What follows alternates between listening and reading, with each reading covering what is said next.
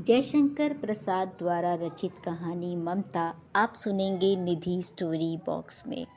रोहतास दुर्ग के प्रकोष्ठ में बैठी हुई युवती ममता मन में वेदना, मस्तक पे आंधी, आंखों में पानी की बरसात लिए व्याकुल बैठी थी।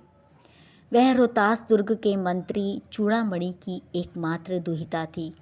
उसके लिए कोई अभाव होना असंभव था, परंतु वह विधवा थी। उसकी विडंबना का अंत कहाँ था। चूड़ामणि अपनी बेटी से मिलने के लिए आए। 10 चांदी के बड़े बड़े थाल अपनी बेटी के सामने रख दिए। ममता ने पूछा, यह क्या है पिताजी? तेरे लिए उपहार है बेटी। स्वर्ण का पीलापन उस सुनहरी संध्या में फैल रहा था।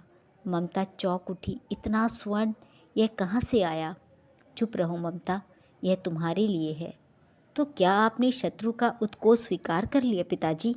यह तो अनर्थ है, अर्थ नहीं। इसे लौटा दीजिए पिताजी, हम लोग ब्राह्मण हैं, इतना सोना लेकर क्या करेंगे? पिताजी ने कहा, किसी भी दिन शेरशाह रोहतास दुर्ग पर अधिकार कर सकता है। उस दिन मेरा मंत्रित्व नहीं रहेगा। यह तब के लिए है बेटी। ममता ने कहा, हे भगवान, विपत के लिए इतना आयोजन, परमपिता की इच्छा के विरुद्ध इतना साहस। पिताजी, क्या भीख ना मिलेगी? क्या हमें कोई 2 मुट्ठी अन्न न देगा? यह असंभव है। फेर दीजिए पिताजी, मैं कांप रही हूँ। इसकी चमक आंखों को अंधा बना रही है। चूड़ामणि गुस्से में अपनी बेटी को मूर्ख कह के चले गए। अगले दिन चूड़ामणि का हृदय धक धक करने लगा। वे अपने को रोक ना सके, क्योंकि रोहतास दुर्ग के तोरण पर डोलियों का आवरण उन्होंने खुलवाना चाहा। पठानों ने कहा, यह तो महिलाओं का अपमान करना है, और बात इतनी बढ़ गई कि तलवारें खिंच गई। मंत्री मारे गए। राजा, रानी और कोष सब छली शेरशाह के हाथ पड़ गए। ममता वहाँ से निकल भागी। काशी के उत्तर में स्थित धर्मचक्र विहार मौर्य और गुप्त सम्राटों की कीर्ति का खंडहर था। वहीं पर ममता रहने लगी। एक दिन शाम को वह पाठ कर रही थी। अचानक उसका पाठ रुक गया। एक भीषण और हताश आकृति दीपक के मंद प्रकाश में सामने खड़ी थी। ममता ने कपाट बंद करना चाहा, परंतु उस व्यक्ति ने कहा, माता, मुझे आश्रय दीजिए। ममता ने कहा, तुम कौन हो? उसने कहा, मैं मुगल हूँ और मैं चौसा युद्ध में शेरशाह से विपन्न होकर रक्षा चाहता हूँ। इस रात अब आगे चलने में असमर्थ हूँ। ममता हैरान होकर बोली, क्या शेरशाह से? हाँ माता, परंतु तुम भी वैसे ही क्रूर हो। वही भीषण रक्त की प्यास, वही निष्ठुर प्रतिबिंब तुम्हारे मुख पर भी है। सैनिक, मेरी कुटी में स्थान नहीं, जाओ कहीं दूसरा आश्रय खोज लो। माते, मेरा गला सूख रहा है, साथी छूट गए, अश्व गिर गए हैं, इतना थका हुआ हूँ, इतना।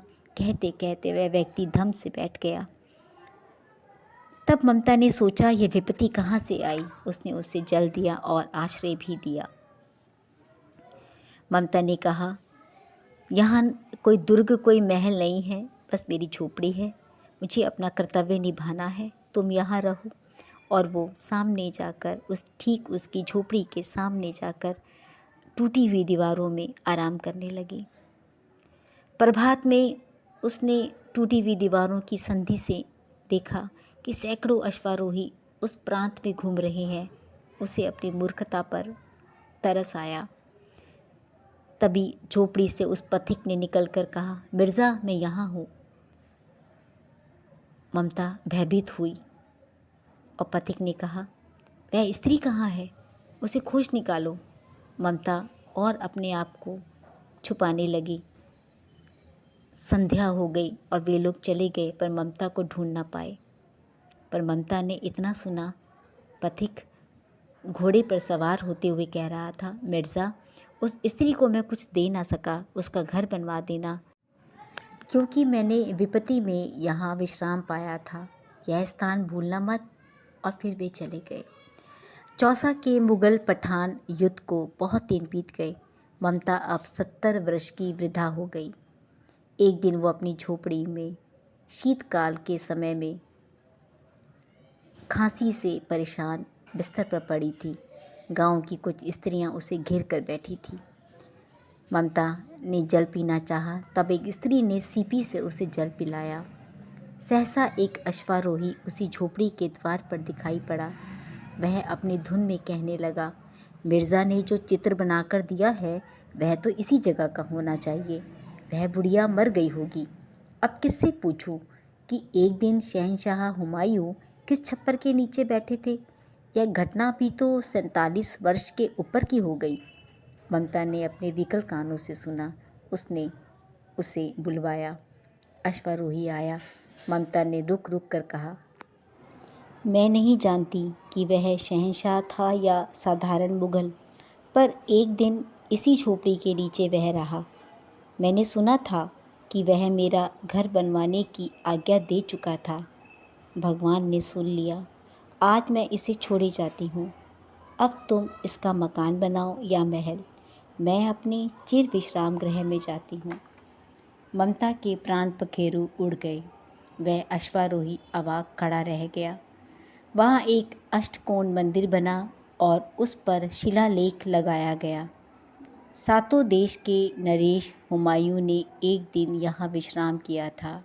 उनके पुत्र अकबर ने उनकी स्मृति में यह विशाल गगनचुंबी मंदिर बनवाया, पर उसमें ममता का कहीं नाम न था। आप ऐसी ही कहानियाँ अगर निधि स्टोरी बॉक्स में सुनना चाहते हैं तो सब्सक्राइब कीजिए। कहानी को पसंद आई तो लाइक कीजिए, कमेंट्स कीजिए। इससे भी ज़रूरी अपना ख्याल रखना ना भूलें।